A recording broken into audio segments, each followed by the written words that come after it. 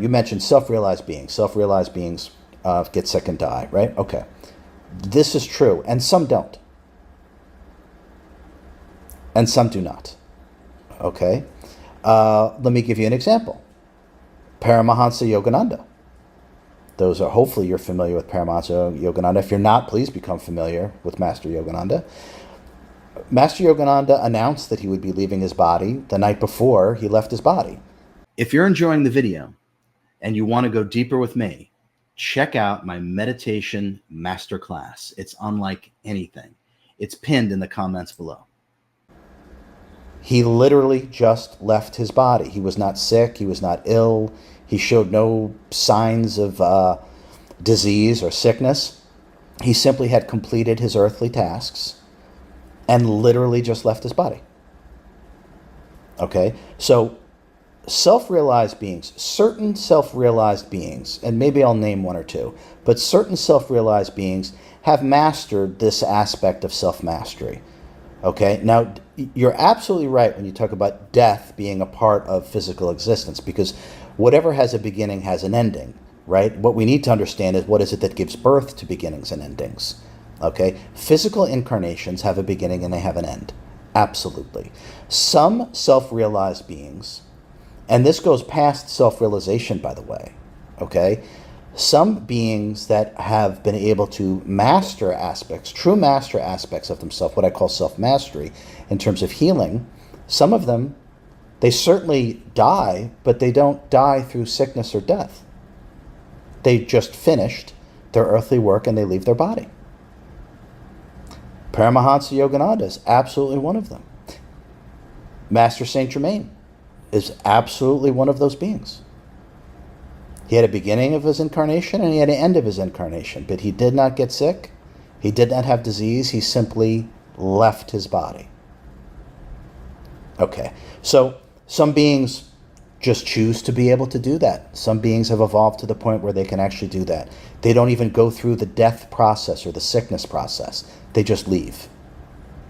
Okay, so I hope that answers that part of that question. And I'll also add that if Buddha was really intent on healing himself, he would have. Okay.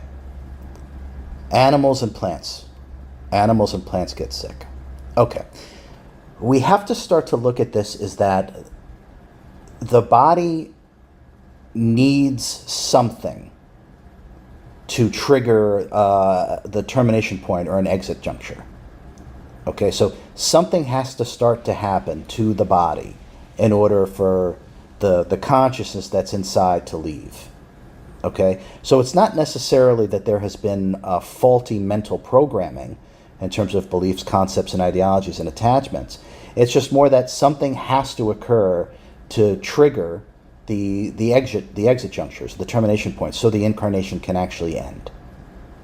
Okay, and for the incarnation to end, clearly it's the physical vehicle that allows us to experience physical reality. So something has to occur with the physical vehicle. There is a myriad ways in which we experience leaving this. I mean, that's in a way, that's what sickness and disease is.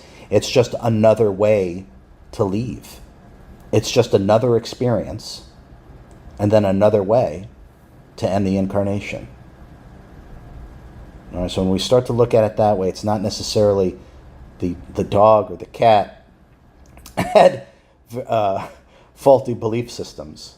It's just more that at some point the body just has to start to break down to allow the consciousness to leave it, which is what we call death. Okay, and then there was another part in here, babies, children, right? Okay, so that's also a very interesting question. Now, I know I have directly interacted and had this experience. There are some souls that are going to be born, right?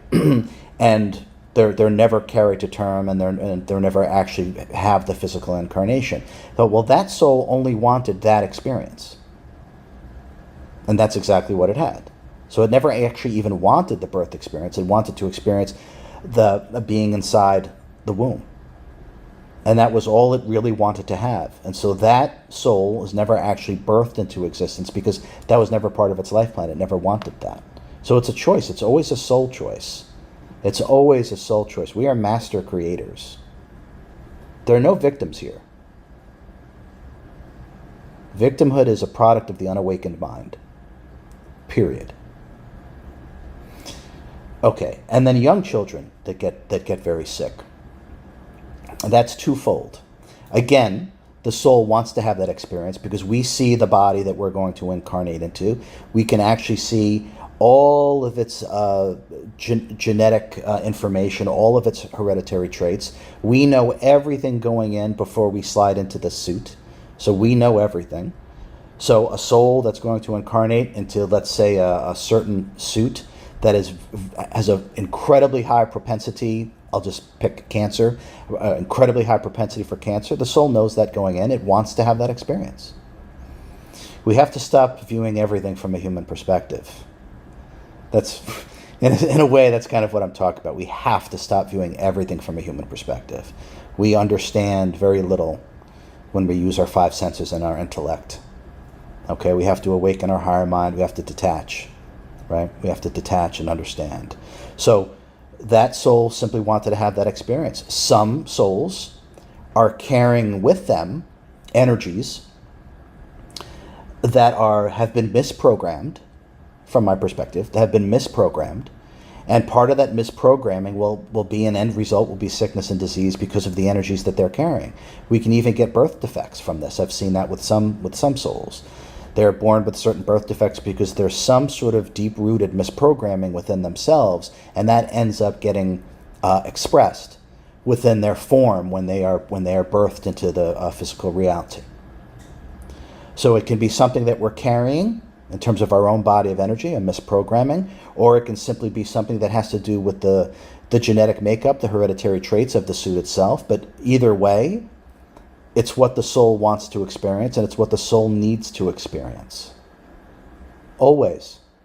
If anyone is having any type of experience, which is perpetual, it's because that's exactly what needs to happen in that moment, because there's something that we need to learn within that experience, and that's why it's happening.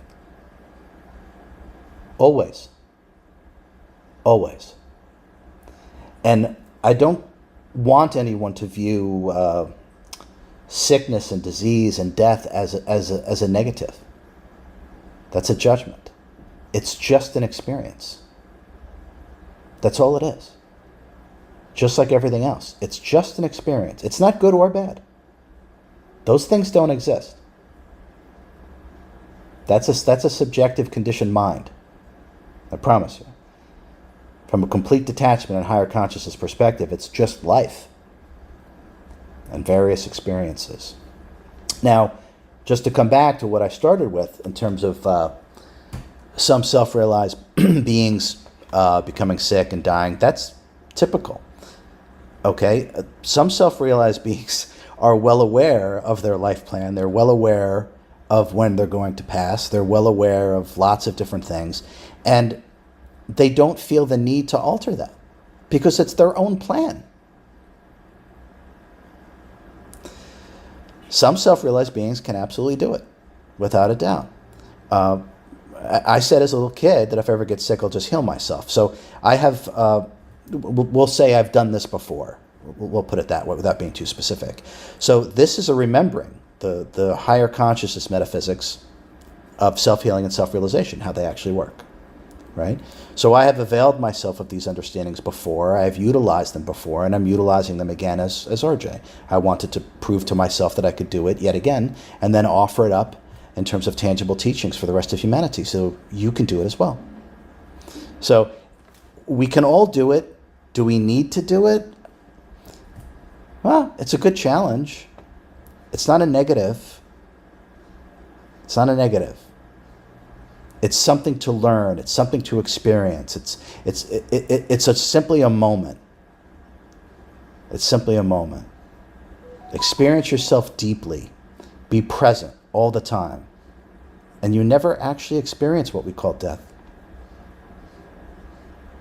You simply will move into a different reality. You'll move into a different state of consciousness. And Yogananda and Saint Germain, they understand that. They've mastered that. And eventually all of you will as well. I hope you enjoyed the video.